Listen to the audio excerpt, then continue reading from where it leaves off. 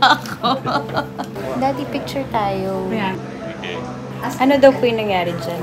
Yung after the centrifuge, ito yung red blood cells, ito yung cell separator. The cell separator yun yung kaninang nandun, yung white one kanina. So it separates your red blood cells from your platelet-rich plasma, which is the PRP. Ito po yung stem cell. Ito po yung PRP. Those needles are so big. Hindi po yan, alisin po yan. Okay. Dami anesthesia yan. Sorry. Nakita mo.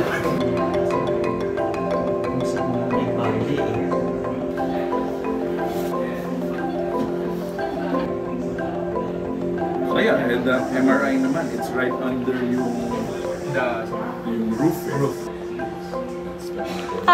Sorry.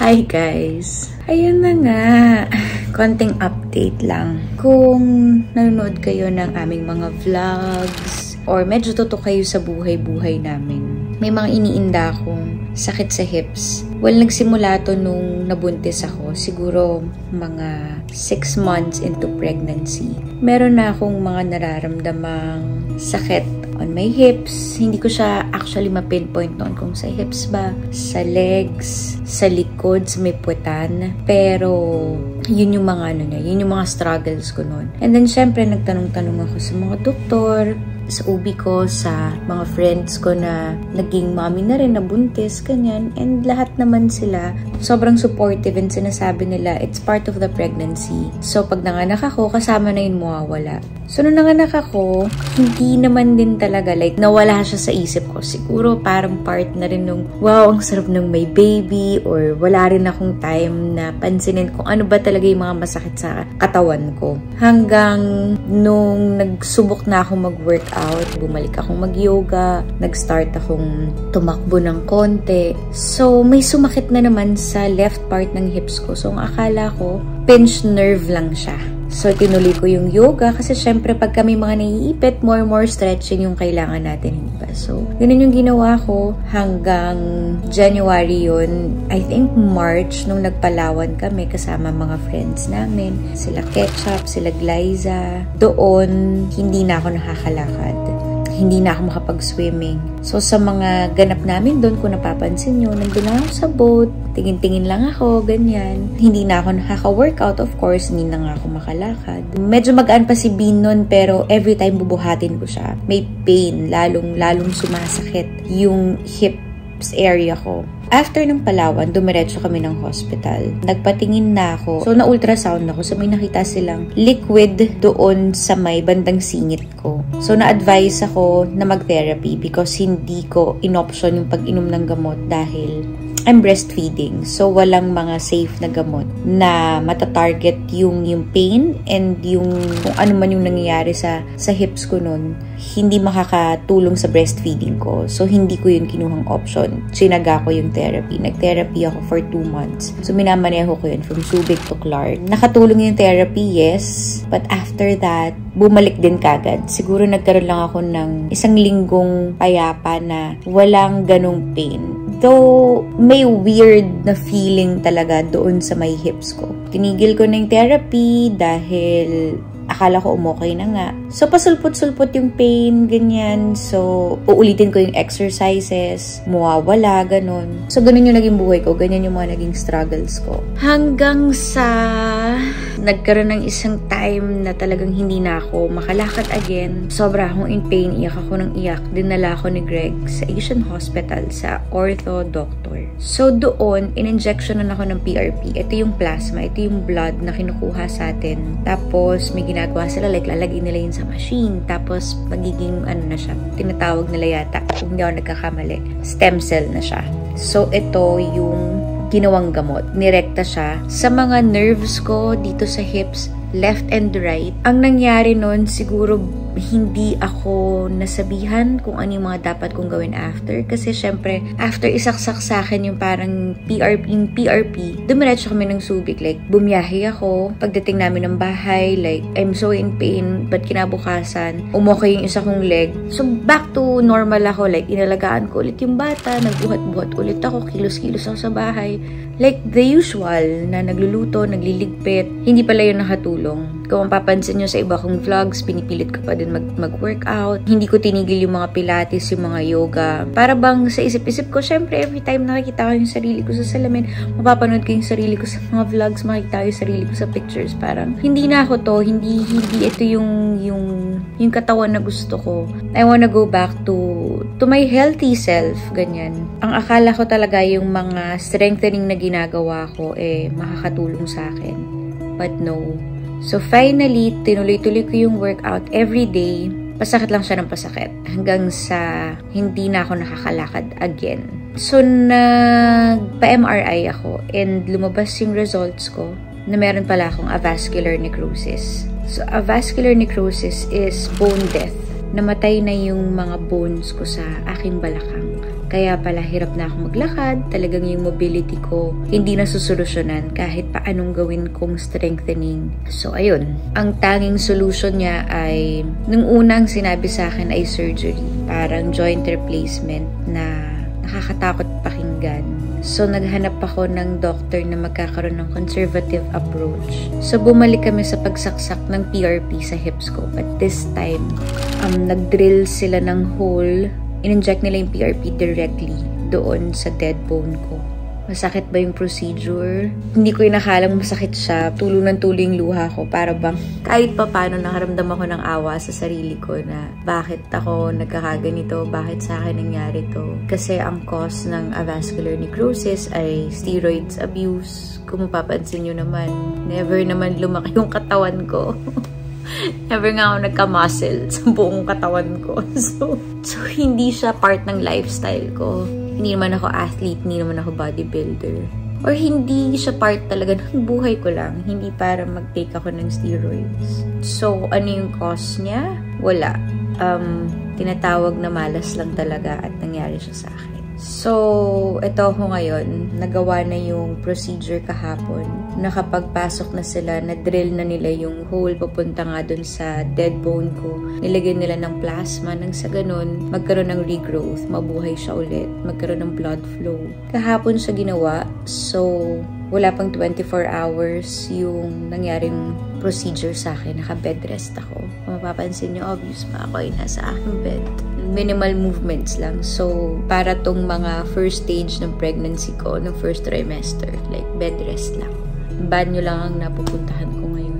Sinubukan kong itabi si Bean sa akin kagabi, but medyo restless siya at nasisipa niya yung mga areas na sore sa akin kagabi. So, napalabas siya ng room. Natulog siya sa sarili niyang room. Pero syempre may kasama naman siya. But yeah, I'm staying positive. Sabi nila, mas malakas daw maka-heal ang mind. So, iniisip ko na magaling na ako. Iniisip ko na ito na yun. Ito na yung solusyon sa pain na nararamdaman ko. Halos 1 taon na, guys. So, since January, nararamdaman ko to. Yung masakit na ha, November na ngayon. Patuloy ang pagiging positive na matatapos na yung kalbaryo dito sa nararamdaman ko dahil finally na pinpoint namin kung ano talaga yung sakit ko. So minsan, I just can't believe na kumbaga at the age of 37, nagkaroon ako ng bone death. There was something dead inside me. I'm hoping, mabilisin yung recovery ko. Hopefully, makapagtrabaho na ulit ako next year. Ayun, I'll keep you posted sa lahat ng nakakaramdam dyan ng physical pain na tinatamaan din kayo somehow mentally. Sana kayanin nyo. We have to be strong para sa mga taong umaasa sa atin. We have to be strong for ourselves para mabilis tayong makarecover at magawa na ulit natin yung mga ginagawa natin noon na hindi tayo dapat hinuhold back ng mga sakit natin. So ayun, let's all be strong at i-inspire ulit natin ang isa't isa. Reunited and it feels so good.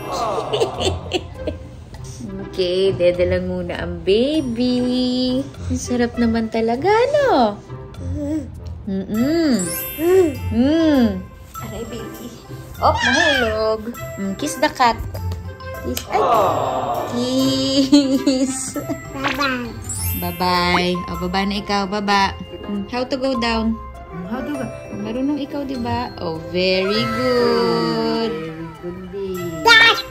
Cat. Bye-bye. Bye-bye, cat. Bye-bye. Bye-bye. Oh, gamot yan ni Mama.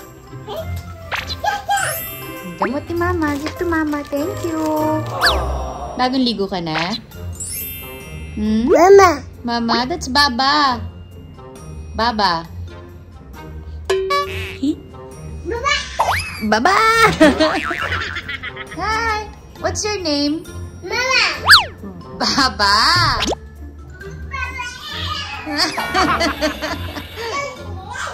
Baba?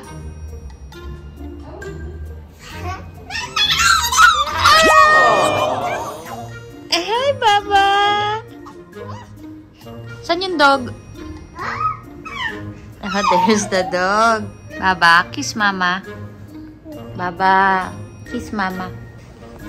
Kiss Mama. Ay, walang kiss. Ang bango-bango mo eh. Paamoy naman kilikili. Kiss Mama.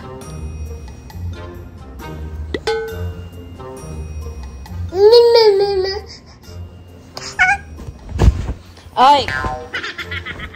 No, no. At dahil may sakit ako, well, recovering ako. Wala namang sakit. Nagpadala ang aking mother ng food. Wow! Meron tayong shrimp. Hipon dyan. Sabaw. Melon. Kain.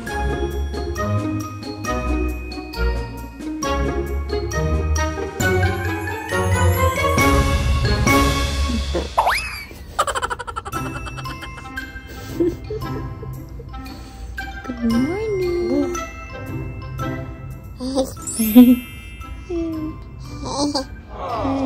Ang sarap naman ng morning cuddles. Morning love. Love na love. Love na love. Love, love. Dog. Hi. Kiss.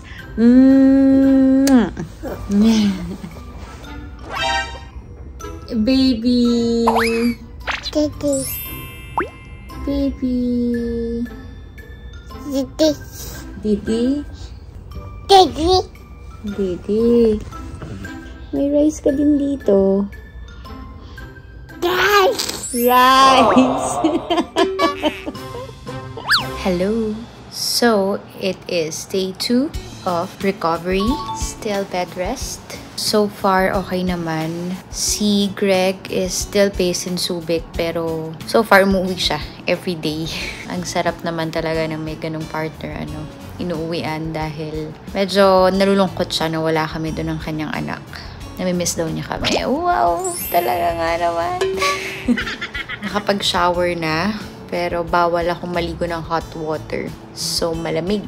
Kasi daw, pwedeng patayan ng hot water yung plasma na nilagay sa akin. Kaya, konting tiis sa malamig na tubig. Hindi ako sanay maligo sa malamig na tubig. Siyempre, susundin natin lahat ng bili ng doktor para matapos na itong nararamdaman ko. Ayun, medyo boring. Parang dami mong gustong gawin. Dami mong gustong tapusin. But, no. Higa lang talaga and banyo. Yun lang yung mga meron akong privileges.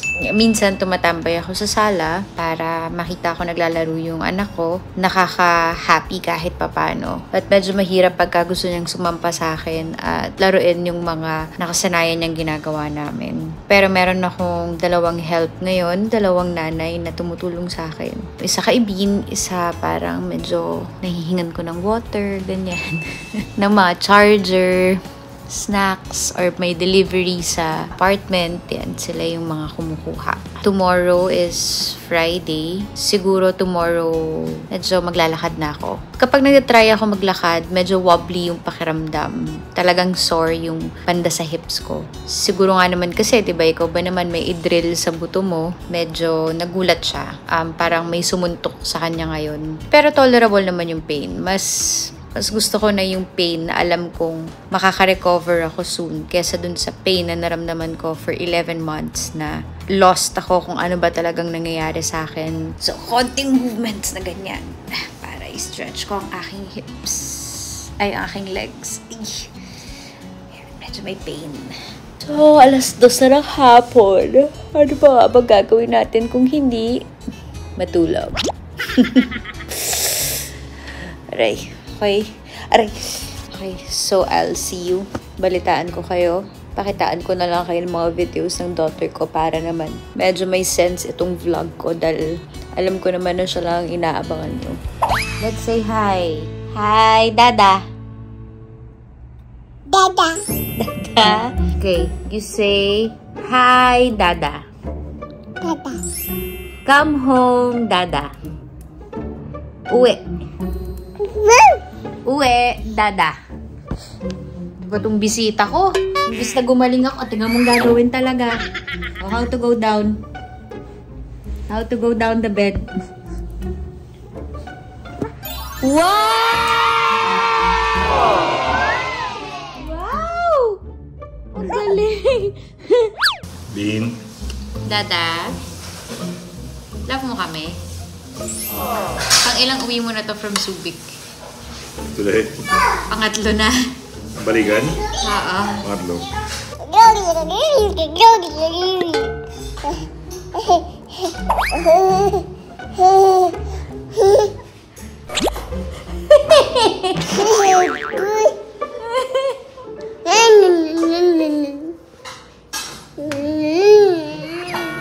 No more na. Hindi na katakunan. Good morning. So, today is a better day. Kita nyo naman, nakatayo na ako. Slowly, naglalakad na ako. As advised ng doctor, 2 days na bed rest and wala pa rin mga exercises na pwede. Though, pwede naman siguro itong gusto kong gawin, na magluto ng breakfast. Pero after nito, uupo na ulit ako, higa na ulit. Medyo wobbly pa yung pakiramdam ngayon na matagal akong nakatayo. Especially on my left leg.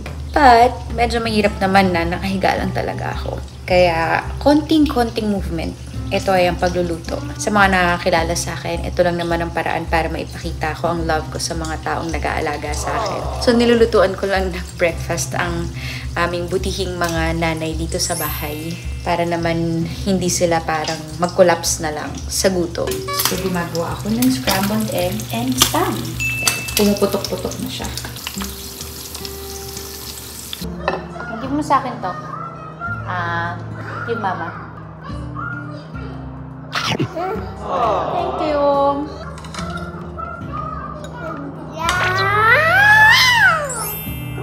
Dog!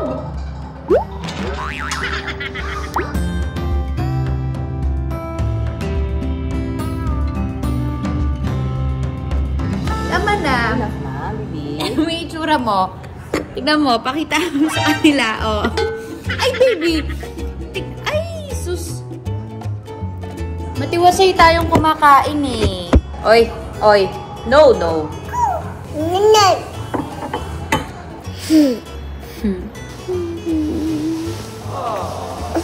Mama. Baby?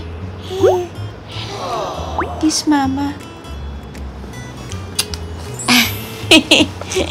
Papa. Baba? Baba na kagad. Ingat, please. Bye. Babay na. May pillow dyan pagbaba mo. Baka ma-out of balance ka. So, hey guys. As you can see, nakatayo na ako. Konting life update bago natin tapusin itong vlog na ito. So far, malaki-laki na yung improvement na nararamdaman ko sa legs ko, sa hips ko. Nakakatayo na ako ng mas matagal, nakakalakad na rin ako ng mas matagal. Actually, kahapon, naka-work ako ng konti. Ilang oras ba ako nag-work? So, mga 4 hours din ako nag-work kahapon. Medyo napagod lang, pero parang nangalay ng konti. Pero okay naman. Today, no napahinga ko, mas pabuti ng pabuti yung pakiramdam ko. Kaya, ayun, salamat sa lahat ng mga sumubaybay. Salamat sa lahat ng mga naging concerned. At ito na nga ang ating road to recovery. Mas magpapalakas pa at mas iingatan palalo ang health para sa mga taong umaasa at nagmamahal sa atin. So sana, ganun din ang gawin nyo guys. Ingatan nyo ang inyong sarili, mentally, physically, lahat-lahat na yan. So see you again soon and thank you for watching.